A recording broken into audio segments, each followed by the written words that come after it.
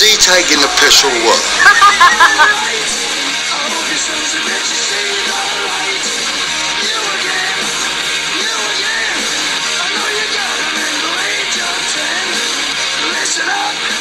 Listen up, I wouldn't stop you for $1,000. Come on, you're the one.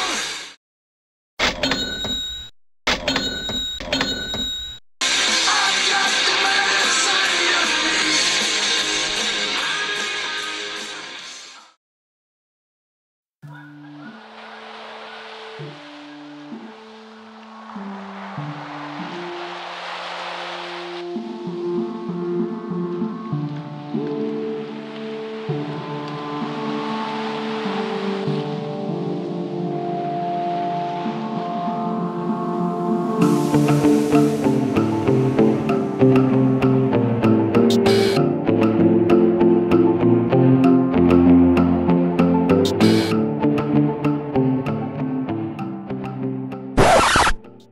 Is he taking the piss or what? Hi everyone. Believe me, I had a great rant prepared for you on this movie, this Noah thing. Yeah, we were being a bit satirical on the intro there. I just couldn't help but make the comparison. It's just like, what is this? It's like scraping the Hollywood barrel. You know, it's just, I mean, a mature audience, 2013. We really need to do this. Yeah, I know they've done Alexander the Great and Gladiator, and it's this kind of interesting connection. Russell Crowe again, yeah. It's just, and Robin Hood, and I suppose therein lies my problem with all of that, yeah.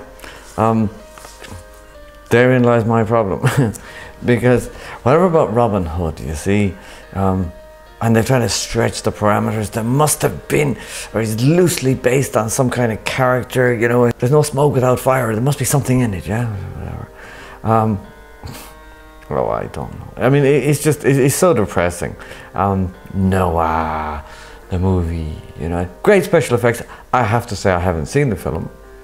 I don't even need to, because I've seen enough, because that's what trailers do, is to you know, add credence to all of these things, and such a cast of characters. Wow.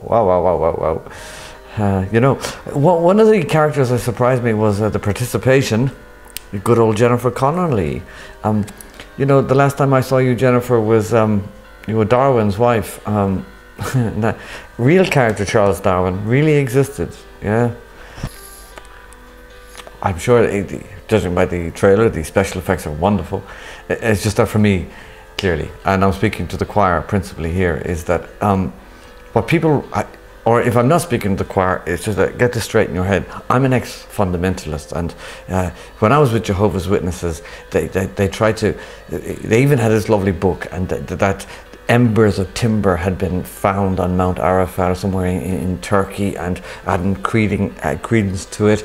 And I think, you know, in the times we have with global warming, and the awful thing that happened, you know, the storm in the United States recently, you know, exaggerated forms of all these things, the Philippines, that tragedy, it's like that people are trying desperately, and believe you me, my neutral friends out there, that the religionists are begging for Armageddon to come along. They love this story. This is manna from heaven.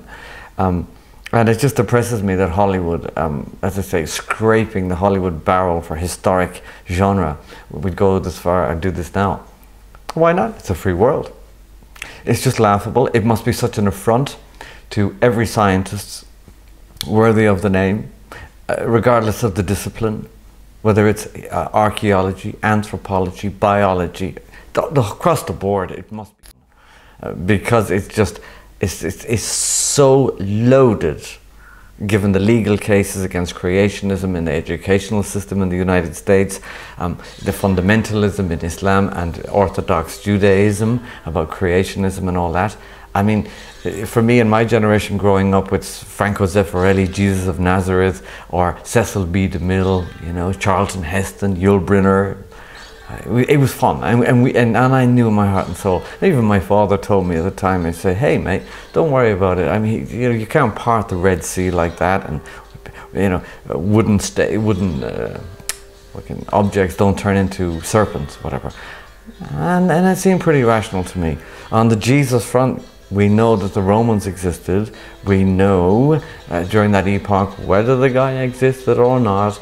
We know that you could be tried for sedition or a terrorist by the Romans, or that you could be tried under the Roman occupation by the Sanhedrin for blasphemy. Under the Torah, they were allowed that kind of autonomy. So we know the Romans exist. So as bad as Mel Gibson's Passion of the Christ is, what other dumb people don't get out there is that just because someone makes a movie about something doesn't mean it's true.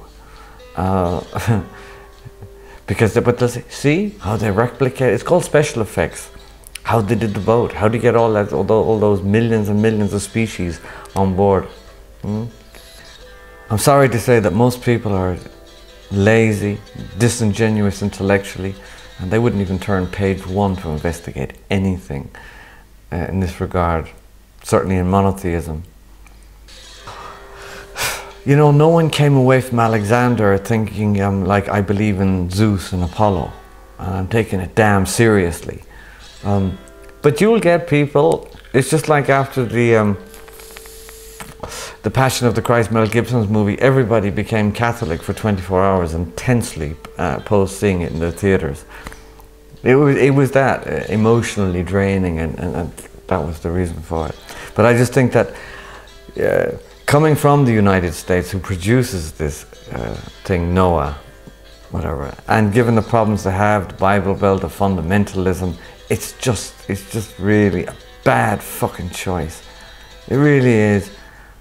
Or, at the very least, put a disclaimer. This is fiction, okay? This is a work of fiction. You see, normally you don't have to do that with any other form of special effects, not Dracula, not Lord of the Rings, not any of this genre, because it's a given. People know it's fiction. Loosely, however loosely, whatever degree, on some historical character. But Noah? So anyway, all one can do is take the piss. Thank you so much for watching. Bye bye, everyone. Is he taking the piss or what?